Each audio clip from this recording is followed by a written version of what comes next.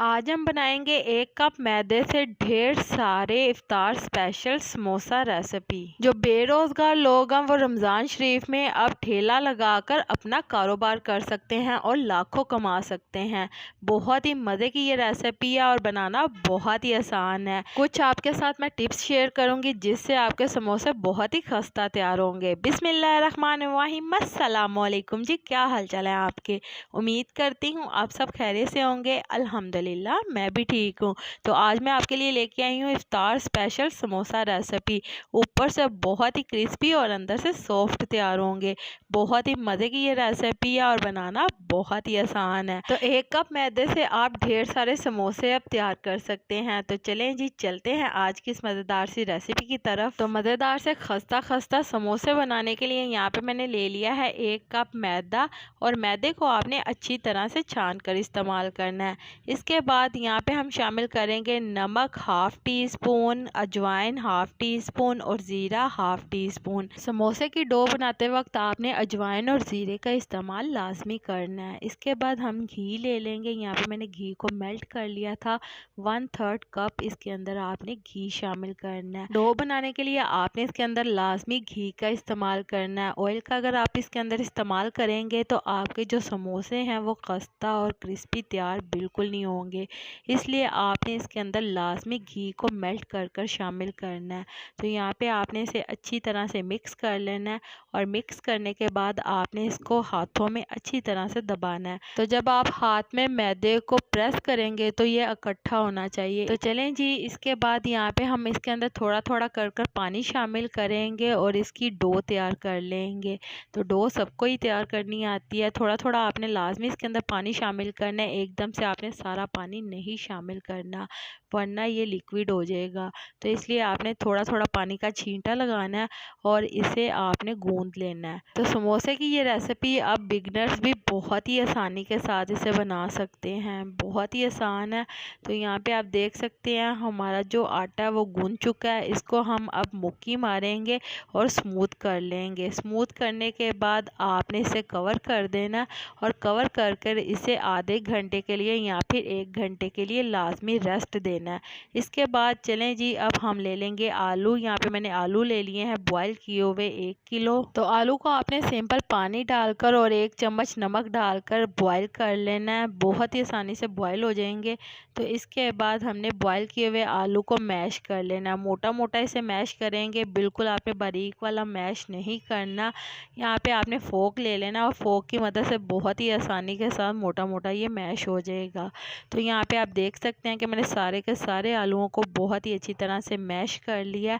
इसके बाद हम यहाँ पे कुछ स्पाइसेस ऐड करेंगे जिसमें यहाँ पे मैंने नमक ले लिया है 1 टेबल स्पून, सुरख मिर्च का पाउडर 1 टेबल स्पून, हल्दी पाउडर 1 टीस्पून, सुरख मिर्च कुटी हुई 1 टीस्पून, अजवाइन 1 टीस्पून, साबुत ज़ीरा 1 टीस्पून और यहाँ पे हमने शामिल कर दिया है खुश्क धनिया 1 टेबल स्पून।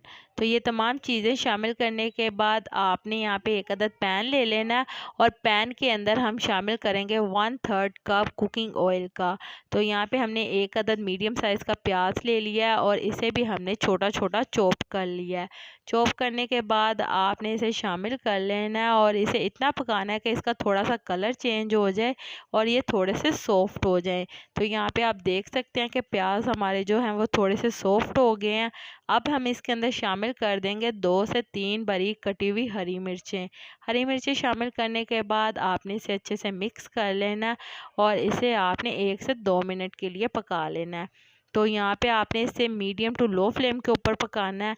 तो यहाँ पे आप देख सकते हैं कि जो हमने मसाला अच्छे से मिक्स कर लिया था वो सारे का सारा आलू वाला मिक्सचर हम इसके अंदर शामिल कर देंगे।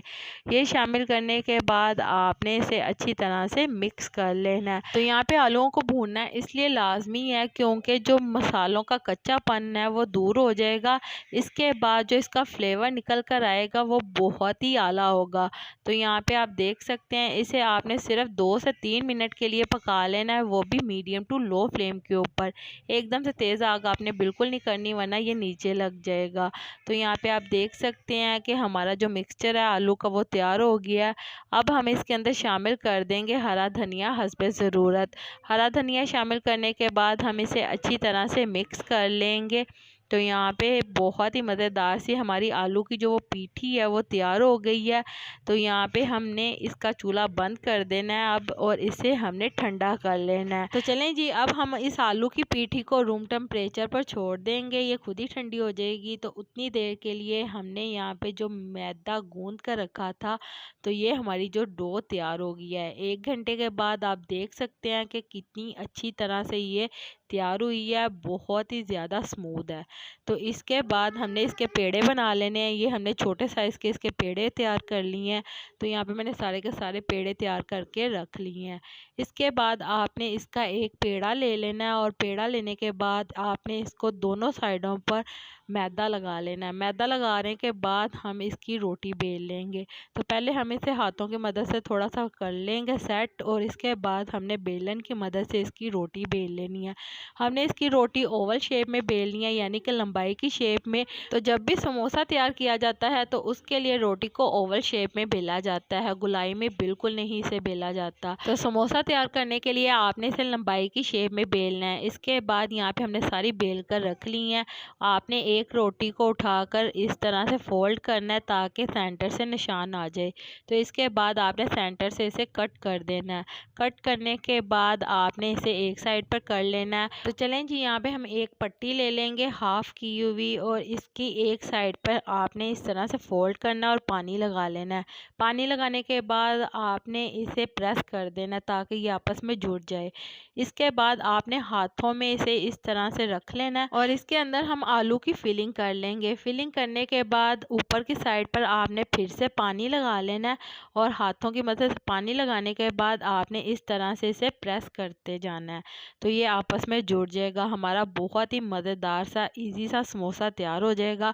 बहुत ही आसान है इसे फोल्ड करना। तो एक समोसे की जो हमने पट्टी बेली थी उससे हमारे 2 समोसे तैयार हुए हैं। तो यहाँ पे आप देख सकते हैं सारे के सारे समोसे मैंने तैयार कर लिए हैं। तो इसी तरह से आपने बाकी के सारे समोसे भी तैयार कर लेने हैं। तो यहाँ पे मैंने ले लिया है कुकिंग ऑयल फ्राई करने के लिए।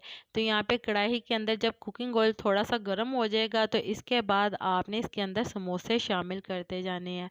तो समोसे शामिल करने के बाद आपने इसे बिल्कुल लो फ्लेम के ऊपर पकाना है ताकि ये अंदर तक क्रिस्पी तैयार हो।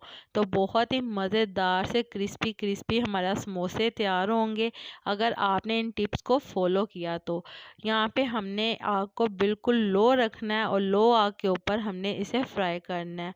तो यहाँ पे आप देख सकते हैं एक साइड से जब पक गया था मैंने साइड चेंज कर ली और दूसरी साइड से भी इसे पका लिया है। तो जितनी एक बारी में आपके समोसे कढ़ाई में आ सकते हैं उतने आप इसके अंदर शामिल करें ताकि ये अच्छी तरह से फ्राई हो सकें सारी साइडों से। तो यहाँ पे आप देख सकते हैं बहुत ही मज़ेदार सा हमारा गोल्डन कलर आ गया समोसों के ऊपर और बहुत ही मज़े के ये तैयार हुए हैं। यकीन माने बहुत ही आसान रेसिपी है। जो लोग बेरोज़गार हैं वो कारोबार करना चाहते हैं तो वो ये ठेला लगा सकते हैं और इस कारोबार से वो लाखों कमा सकते हैं। अब रमज़ान शरीफ में आप समोसों की रेहड़ी लगाएं, ठेला लगाएं और लाखों कमाएं। बहुत ही आसान रेसिपी है। अगर आप इस रेसिपी को फॉलो करके समोसे तैयार करेंगे तो आपके समोसे बहुत ही परफेक्ट तैयार होंगे, ऊपर से बहुत ही क्रिस्पी और अंदर से बहुत ही सॉफ्ट तैयार होंगे। अगर आप इन छोटी छोटी टिप्स को फॉलो करेंगे तो आपके समोसे भी बहुत ही क्रिस्पी तैयार होंगे और आप कारोबार आसानी के साथ कर सकेंगे। तो चलें जी, उम्मीद करती हूँ मेरे प्यारे प्यारे व्यूवर्स को मेरी आज की मज़ेदार सी इफ्तार स्पेशल आलू के समोसे की रेसिपी पसंद आई होगी। अगर पसंद आई है तो मेरी वीडियो को लाइक कर दें और अगर आप मेरे चैनल पर नए हैं तो काइंडली मेरे चैनल को सब्सक्राइब कर लें ताकि आने वाली तमाम वीडियो का नोटिफिकेशन आपको बर वक्त मिल सके। अल्लाह ताला आपको बहुत सारी खुशियाँ अता करे, आपके रिज़्क़ में ढेरों ढेर बरकत अता करे, आपको मक्कातुल मुकर्रमा और मदीनातुल मुनव्वरा की हाज़िरी नसीब करे। आमीन सुम्मा आमीन। तो इसी के साथ मुझे लाजमी बताइएगा कि मेरे प्यारे प्यारे व्यूवर्स मुझे किस मुल्क और किस शहर से देख रहे हैं ताकि मैं आपका शुक्रिया अदा कर सकूं।